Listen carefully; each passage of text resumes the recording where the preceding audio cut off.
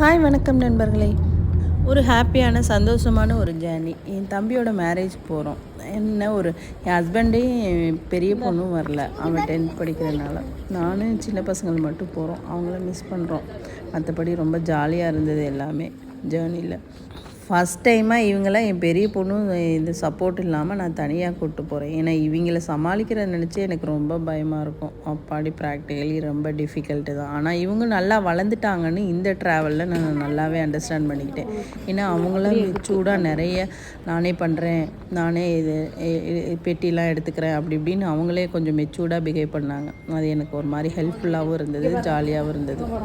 எந்த ஜேர்னினாலும் டென்ஷன், எனக்கு அந்த ஃப்ளைட் ட்ராவல்னாலே டென்ஷன் இருக்கும். பட் எமரேட்ஸ்னால் கொஞ்சம் கம்ஃபர்டபுளாக இருக்குங்க. ஹாப்பியாக இருக்கும் ஜேர்னியே ஃபுல்லாமே.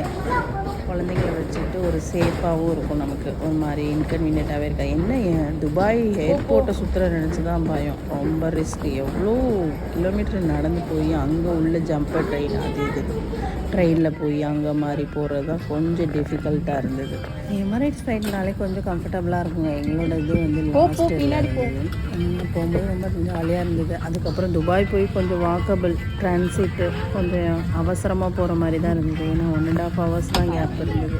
வேகமாக அந்த நம்ம கேட் போய் சேர்றதுக்குள்ளே மூச்சு வாங்குற கதையாக தான் இருக்குது. எங்கேயாவது எதையாவது மிஸ் பண்ணோம்னா அவ்வளோதான் அவுட்டு அப்படின்ற மாதிரி தான் இருந்தது. எனக்கெலாம் கொஞ்சம் நர்வஸாக இருந்தது. ஏன்னா குட்டீஸோட போகிறோமா இங்கே, ஏன்னா திரும்பி போய் நம்ம எங்கே என்னத்தை மிஸ் பண்ணுவோம் அந்த அளவுக்கு லாங் அப்பாடான்றது. ஃப்ளைட் ஜேர்னி சூப்பருங்க. என் பசங்கள்லாம் அவங்களே எல்லாம் போட்டு பார்த்துட்ருக்காங்க. நான் உட்காந்து கிட்ஸ் மாதிரி கிட்ஸ் இது பார்த்துட்ருக்கேன். நானும் உட்காந்து ஏதேதோ படம் பேர்லாம் சொல்கிறான். ரொம்ப அப்டேட்டாக இருக்காங்க. நாம் தான் அவுடேட்டாக இருக்கோம். அவங்களுக்கு வீடியோ பார்த்தே நிறைய விஷயம் தெரிஞ்சிருது. ரொம்ப மெச்சூர்டாக அவங்க பாட்டில் ஒரு இங்கிலீஷ் படத்தை போட்டுட்டு ஏதோ அதுவும் ஒரு கார்ட்டூன் பண்ண மாதிரி தான் ஏதோ படம் பேர்லாம் சொன்னான் தம்பி. நம்மளுக்கு என்ன, நம்மளுக்கு சமையல் வீட்டு தமிழ் படம் கூட பார்க்குறதில்ல. அவங்க வந்து சரி தனியாக இருக்கோமே அப்படின்னு ஒரு ஃபீலே இல்லை. அவங்க மெச்சூர்டாக பிஹேவ் பண்ணிக்கிட்டாங்க, என்ஜாய் பண்ணாங்க. அவங்களுக்கு ஃப்ளைட் ட்ராவல் இந்தியாவுக்கு போகிறோம், எல்லோரையும் பார்க்க போகிறோம் அப்படின்னு பயங்கர ஹாப்பியாக இருந்தாங்க.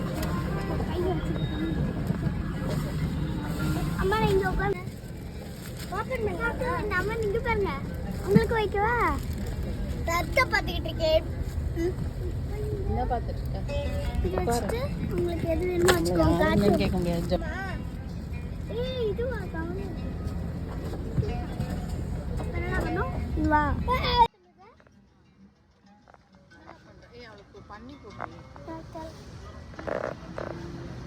வெள்ளை கேக்குதா? கேக்குது.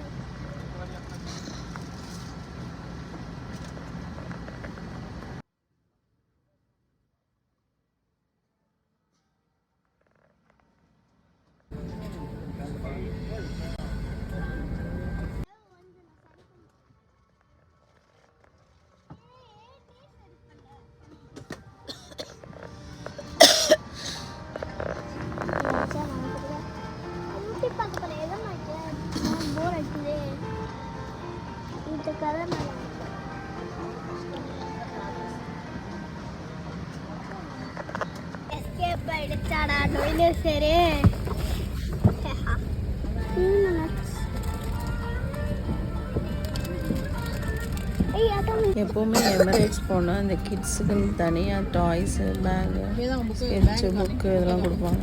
நல்லா கிட்ஸ் என்ஜாய் பண்ணிட்டு இருப்பாங்க. நமக்கு நிறைய தொல்லை கரைச்சல் எல்லாம்.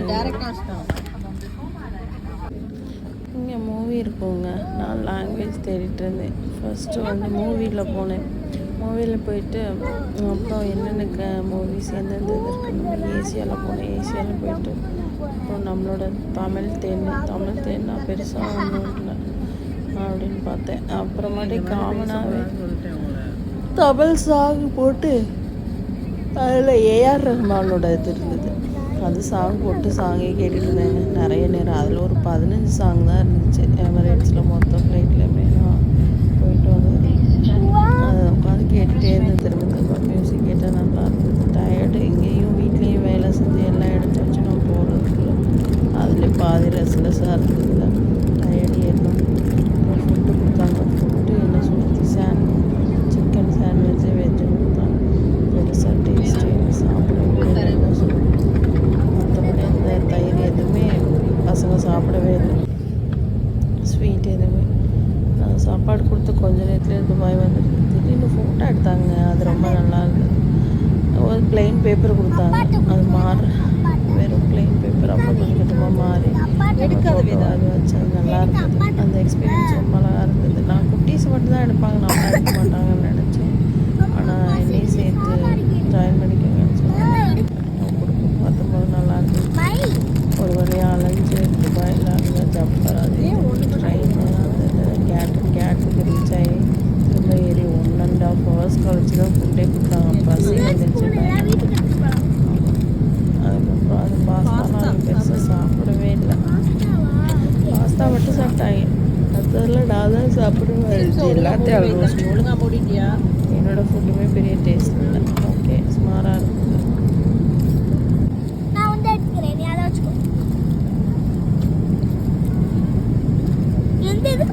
கேட்காம இருக்கலாம்.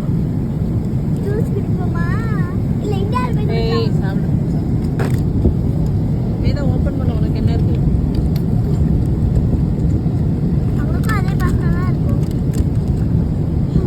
பேஸ்டா என்ன எல்லாத்தையும் டேஸ்ட் பண்ணு. This name is பேஸ்டா.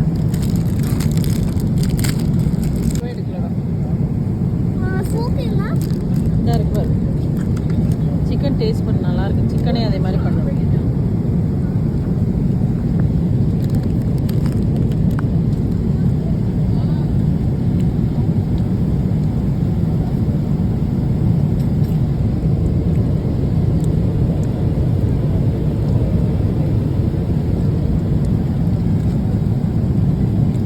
இந்த ஒயிட் சிக்கன் சுமாராக தாங்க இருந்துச்சு. ஆனால் ஜார்ஜியாவில் ஒரு ஹோட்டலில் சாப்பிட்டது எனக்கு இன்னும் மெமரியில் இருக்குது. செம்மையாக இருக்குங்க அந்த ஹோட்டலில். எகெயின் 2 times 3 times ஸ்டே பண்ணணும்னு நினைக்கிறேன்.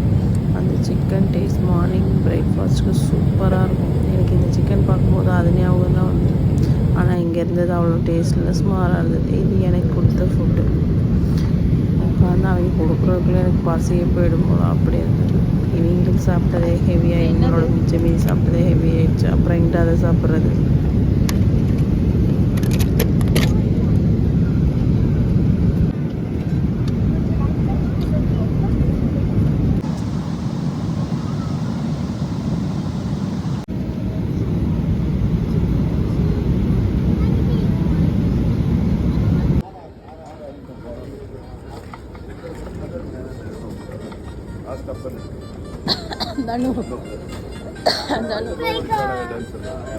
என்ன கொடுமைங்க தெரியுமா? இமிக்ரேஷன்லாம் இந்தியாவில் போய் நின்றா மணிக்கணக்கு நிற்கணுங்க.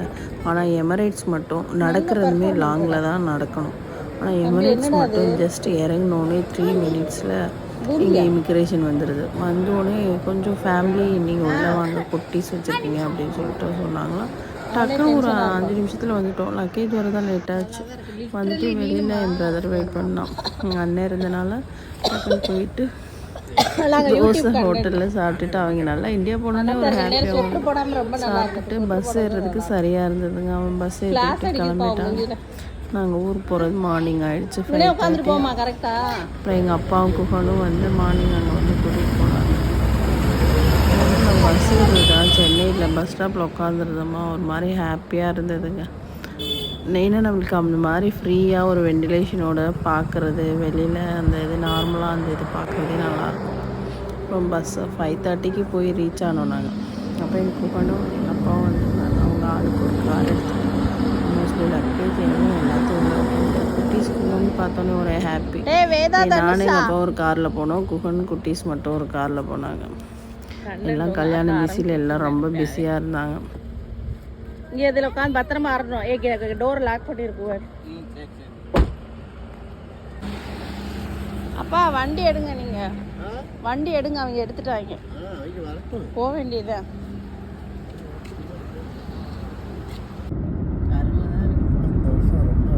என்ன டயர்டு, என்ன ட்ராவலு, எவ்வளோ கஷ்டம்னால நம்ம ஊரை பார்த்தம்போது உண்மையிலே சத்தியமாக அந்த பாட்டு ஒலிக்கிற மாதிரியே இருக்குங்க. சொர்க்கமே என்றாலும் நம்ம ஊரை போலாருமான்னு நம்ம கேட்டுகிட்டே இருக்கோம். என்ன ஒரு சர்ப்ரைஸ்னால், நான் ஏதோ வாங்குறதுக்கு போனேன். பாலோ ஏதோ எங்கள் அம்மா வாங்கிட்டு வர சொல்லியிருந்தாங்க. நாங்கள் வாங்கி காரை நிப்பாட்டு வாங்கிட்டு இருந்தோம்.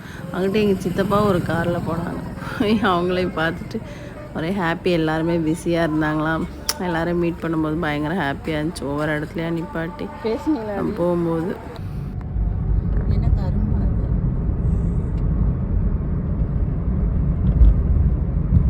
மேலூர்லேருந்து எங்கள் ஊர்கிட்ட வந்துட்டாலே ஒரு மாதிரி ஹாப்பியாக இருக்கும் நமக்கு.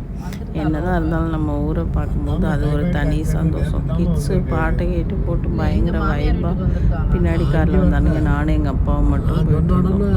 அப்புறம் மாலை வாங்கிட்டு கோயில் போவோம். யூஸ்வலாக எல்லாம் ஒரு மாதிரியே பைபாஸ் எங்கள் ஊருக்கும் எங்கள் ஊர் என்ட்ரன்ஸில் வந்துருச்சுங்க. ரோடு இன்னும் ஃபினிஷ் ஆகலை, ஓரளவு எல்லாம் போயிட்டுருக்கு. இப்போயே ஊர் பயங்கர பிஸியாக இருக்கும் எங்கள் ஊர்லாம். இந்த ரோடெல்லாம் வந்ததுக்கப்புறம் ரொம்ப பிஸி ஆகிடும். என்னம்மா மக்கள் ஸ்பீடாக இருக்காங்க, ஓடிக்கிட்டே இருக்காங்க. ஊரில் உள்ளவங்க ஸ்பீடுக்கு நம்ம ஈடு கொடுக்க முடியாது. இருந்தாலும் நம்ம ஊர், நம்ம மக்கள், நம்ம சொந்தங்கள் எல்லாரையும் பார்க்கும்போது ஒரு தனி எனர்ஜி தாங்க நமக்கு. ஊர் என்ட்ரன்ஸ்லேயே நாத்தனார் வீடு இருக்குங்க. ஒவ்வொன்றையும் பார்க்கும்போது நமக்கு பெரிய பூஸ்டப்பாக இருக்கும். அதோட எங்கள் அம்மா எவ்வளோ எக்ஸைட்டிங்காக வெயிட் பண்ணிகிட்ருப்பாங்க. எப்போவுமே நான் ஆக்சுவலாக எங்கள் வீட்டுக்கு தான் போவேன். இந்த தடவை ஃபஸ்ட் டைமாக இந்த சைடு எங்கள் அம்மா விட்டு போயிட்டு அப்புறம் அங்கே போனேன். என் அம்மாவும் மாமியாரும் வெயிட் பண்ணிகிட்ருப்பாங்க. அவங்களுக்கு இந்த குட்டீஸை பார்க்குறதுல பயங்கர சந்தோஷம். எல்லாம் இந்த கிளைமேட் இப்படி இருக்கனாலே என்னமோங்க ஹெல்த் வைஸாக ரொம்ப வீக்காக இருந்தாங்க. அம்மா அப்பா எல்லாருமே முடியாமல் தான் இருந்தாங்க, ரொம்ப சிக்காக. இது எங்கள் அண்ணியோட வீடு, அதாவது அண்ணன் ஒய்ஃபு, அவங்க அம்மா வீடு. அப்படி ஒருத்தரை பார்த்து வீடு ஆளுங்களை பார்க்குறோமோ இல்லையோ, வீடு நம்ம ஊர் அட்மாஸ்பியரை பார்க்கும்போது பயங்கர ஹாப்பியாக இருக்கும். அப்படியே எங்கள் அப்பாவும் வீட்டுக்கு என்னென்ன தேவையோ அங்கங்கே நின்று வாங்கிட்டு இருந்தாங்க. அப்புறம் நானும் குஹன் காரில் மாதிரி ரீச் ஆகிட்டாப்பா, நீங்கள் ஒவ்வொன்றா வாங்கிட்டு வாங்க, நாங்கள் ஃபஸ்ட்டு போகிறோம் அப்படின்னு சொல்லிட்டு வந்துட்டோம். காலையிலே பாருங்கள், யாரோ பயபக்தியாக எங்கள் ஊரில் கோயிலில், சின்ன கோயிலுன்ட்டு சாமிலாம் கும்பிட்டுட்ருக்காங்க. அதெல்லாம் பார்த்து என்ஜாய் பண்ணிட்டு போயிட்டு இருந்தோம். அப்புறம் நம்ம வீடு கிட்ட வர வர ஒரே ஹாப்பியாக இருக்குங்க. ஏன்னா எங்கள் அம்மாவோட சந்தோஷத்தை பார்க்கும்போது, அவங்க பேரம்பேத்தி பார்க்கும்போது, அவங்க சந்தோஷப்படுறத பார்க்கும்போது நமக்கும் பயங்கர ஹாப்பியாகிடும். எல்லாம் கல்யாண வேலையில் பயங்கர பிஸியாக இருந்தாங்க. அப்பா ஒரு வழியாக ரீச் ஆகிட்டோம் அப்படின்னு நினைக்கும் போது ரொம்ப நமக்கு ஹாப்பியாக இருந்தது. இந்த குட்டீஸ்க்கு குஹனை பார்த்தோன்னே ஹாப்பி, எல்லாமே கிடைச்ச மாதிரி. அவனோட சேர்ந்து செமையாக என்ஜாய் பண்ணிட்டு போயிட்டு இருந்தாங்க. அவன் அதை விட சின்ன பிள்ளை மாதிரி எப்படா இவங்க வருவாங்கன்னு அவனும் இருந்தான். அவன் தான் கல்யாண வேலையில் பயங்கர பிஸியாக இருந்தான். அதோடு ஆனால் எப்படி தூக்கம், காலையிலே சீக்கிரம் எழுந்திரிச்சு வந்துட்டான்.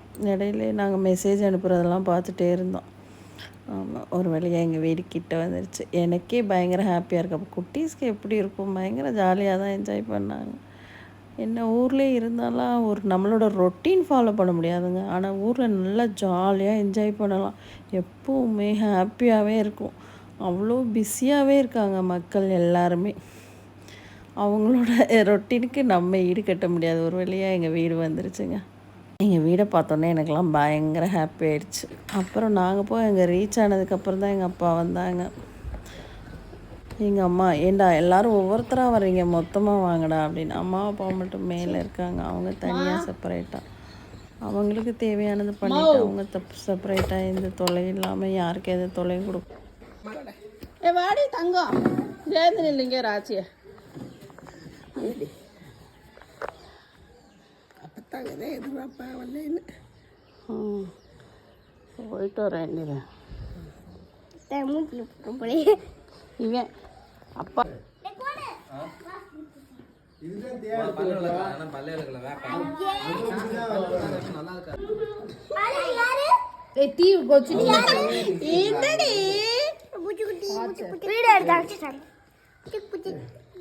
அதுவே சொல்லுது, வீடியோ எடுக்க ஆரம்பிச்சுட்டாங்க.